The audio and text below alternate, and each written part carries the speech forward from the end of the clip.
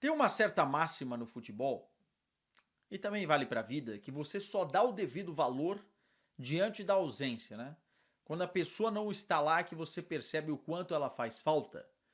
Eu não acho que isso é uma medida muito linear para todos os torcedores do Barcelona ou para o pensamento geral do torcedor do Barcelona. Entretanto, numa escala, eu acho que a ausência do Rafinha mostrou o quanto realmente ele é importante para o esquema do técnico Hans Flick.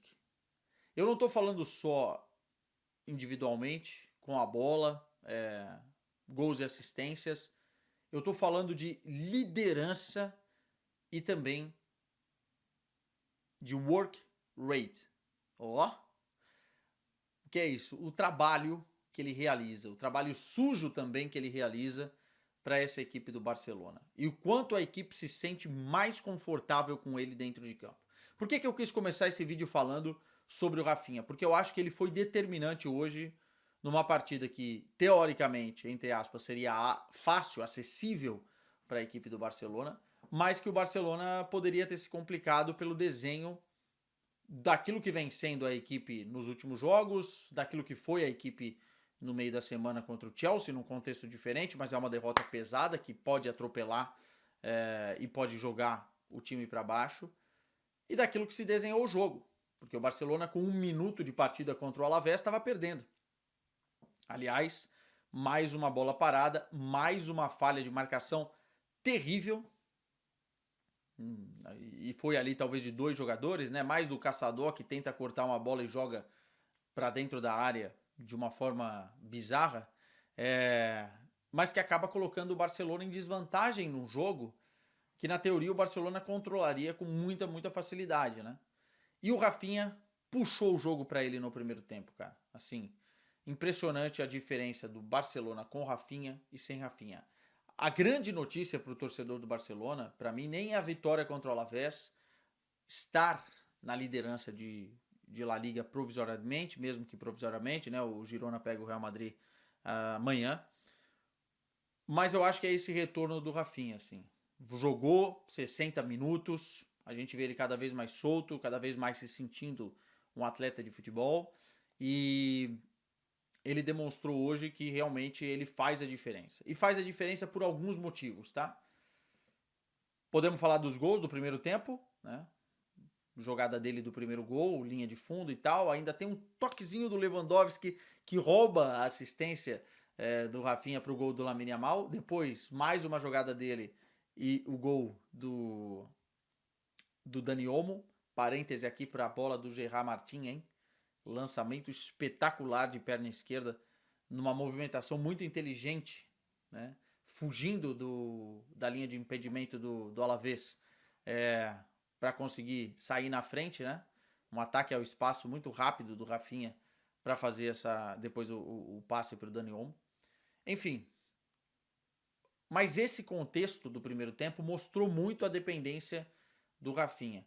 Porque ele, além de dar as assistências quando tem a bola, se movimenta muito bem para que o Baldé funcione melhor, saindo por fora, né, no corredor esquerdo, e ele muitas vezes por dentro para dar a combinação com o Lewandowski, puxando a marcação.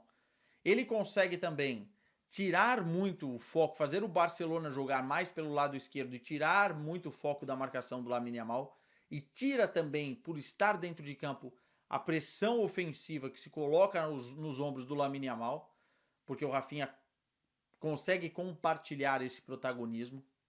Ele consegue, se a gente ficar de olho nele no jogo todo, organizar no grito muitas vezes o sistema de marcação, várias vezes ele tentando auxiliar a defesa do Barcelona para que os caras fizessem a linha alta de uma forma mais correta, né? Chamando também a equipe quando era para pressionar alto, a forma com que ele pressiona alto. Por isso que também acho que saiu aos 60 minutos, porque o Rafinha não é aquele jogador que consegue gerir o seu cansaço dentro de campo, é um cara que corre a todo minuto. Então, assim, é fundamental para o Barcelona, talvez seja mesmo o Rafinha, a nível ofensivo. a genialidade do Lamine Yamal é algo que não dá para comparar com os outros jogadores. E ele ainda está em processo de evolução, né? Nós estamos falando de um moleque de 18 anos. Mas eu acho que em termos práticos, o Rafinha é mais importante para aquilo que é o time do que o próprio Lamine Yamal.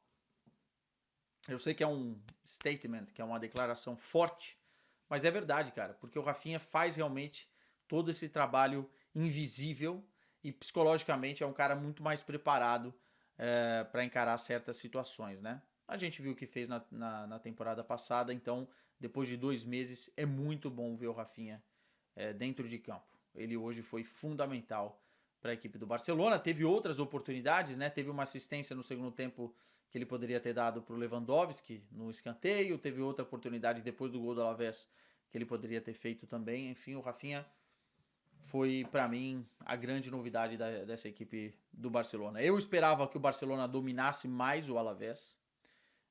Não esperava o gol tão cedo assim. Acho que reagiu bem. E o importante era reagir bem.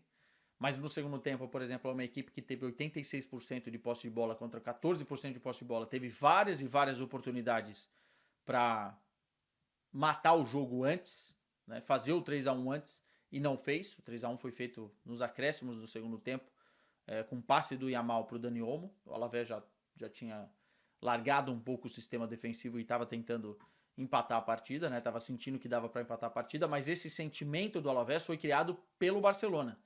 Ou errando o último passe, ou não caprichando tanto na finalização.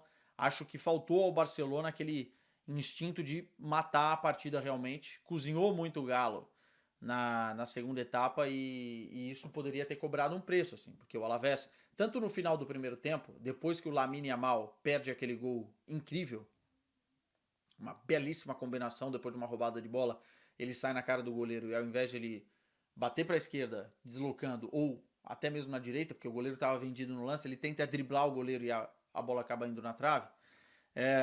Depois daquele lance, o Alavés teve a oportunidade, e teve outra oportunidade no segundo tempo. Então, assim, o Barcelona, quando sente que está muito por cima do jogo, precisa matar a partida, né? E não conseguiu fazer isso. No caso do Lamine Yamal, acho que foi outra partida que coloca em números que o Lamine Yamal está numa temporada talvez não tão bem como ele terminou a última, mas em números melhor do que a anterior, nesse momento da temporada. Mas falta ali também um capricho melhor em algumas ações, especialmente o preciosismo desse gol que ele perdeu aí, né? Ah, mas o Lamine Yamal é diferente, ele sempre vai tentar o diferente. Não, você tem que saber a hora de tentar o diferente e a hora de entregar o arroz com feijão, amigo. Você tá na cara do gol, né? Sem um espaço muito grande para driblar o goleiro. Finaliza. Assim, gol perdido que poderia ter sido bem ruim pro Barcelona se o Alavés aproveita na sequência. Mas foi um jogo muito bom do Lamine no sentido de que teve mais espaços por ter o Rafinha dentro de campo. Inclusive, no segundo tempo, gostei do teste do Hans Flick, porque ele tira o Marc Bernal, que não foi bem na conjuntura do meio campo, coloca o Rafinha mais colado pela direita junto com o Lamine para auxiliar o Rashford no lugar do Marc Bernal caindo pela esquerda, e o time praticamente ficou com 4 atacantes. Como o Rafinha é um cara que consegue voltar para ajudar o meio campo e fazer também essa função de ou homem atrás do centroavante ou 10, acho que o Barcelona ali teve ali alguns momentos interessantes, especialmente no auxílio do Lamine Yamal pela direita, né? Ter o Rafinha e o Lamine por aquele lado é um luxo, e acho que com a presença do Rashford isso vai ser importante. Comparativamente, o Rashford com o Rafinha, água e vinho, né? No sentido de serem diferentes como jogadores mesmo, assim. Postura dentro de campo, parte da pressão sem a bola. O Rashford eu tenho a impressão que é muito bom com a bola, quando tá ligado no jogo, mas que joga mais para ele do que para o time. Não que ele não tenha se encaixado bem nesse Barcelona, mas eu acho que ele não tem o senso coletivo que o Rafinha tem. E eu tô fazendo a comparação, né? Direta. Então, não tem nem conversa, assim. O Rafinha bem fisicamente, o Rashford é banco. Você pode testar o Rashford de falso 9, pode colocar o Rashford de 10, pode fazer outros movimentos, né? Mas se a gente colocar na prateleira Rafinha ou Rashford, não dá nem para comparar. Então, assim, hoje ficou muito, muito claro isso, assim, muito, muito claro. No final das contas, foi uma vitória realmente importante para o Barcelona, porque mostrou ali um time que consegue reagir rápido, tanto por ter perdido do Chelsea da forma com que perdeu. Eu ainda acho que na Liga dos Campeões só depende dele para passar no G8. Se conseguir as 3 vitórias, muito provavelmente estará no G8. E dentro do Campeonato Espanhol, como o Real Madrid não está bem, eu acho que vai ficar partido até o final, ou em algum momento o Barcelona vai dar um passo à frente, ou o próprio Real Madrid, para conseguir se descolar. Mas nesse momento as duas equipes não estão 100% daquilo que podem ser, né? Especialmente o Barcelona, porque a gente viu na temporada passada, o Real Madrid teve mais mudanças, Xabi Alonso, outros jogadores contratados e tal. É um time muito, muito diferente da temporada passada. Então eu acho que ainda há ali um desequilíbrio das duas equipes que a gente pode ter uma outra visão a partir desse momento, até porque o Barcelona agora está recuperando alguns jogadores, o Pedri voltou hoje a jogar, o que também é uma excelente notícia para o torcedor do Barcelona. Então tem muita coisa acontecendo nessas entrelinhas, né? É óbvio que fica a sensação de que o Barcelona em jogos grandes, contra o Real Madrid, contra o Chelsea, contra o Paris Saint-Germain, enfim, não correspondeu, mas também, se a gente for pegar o mesmo momento da temporada passada do Barcelona, o Barcelona teve ali uma oscilação que não se refletiu na segunda metade. Então, assim, se o Barcelona conseguir entrar nos eixos, olhar também para o mercado de inverno, de repente para o zagueiro pelo lado esquerdo que o Flick quer, ou adaptar o Gerard Martin ali, que está cada vez melhor, enfim, pode ser que o Barcelona encontre um caminho para chegar na próxima metade da temporada, ou no momento mais crucial, que já vai decidir títulos agora, Supercopa e tal, mais azeitado. A esperança é essa do torcedor. Mas eu gostei muito hoje, especialmente do retorno de Rafinha. Deixa os comentários, deixa o like de vocês e inscrição.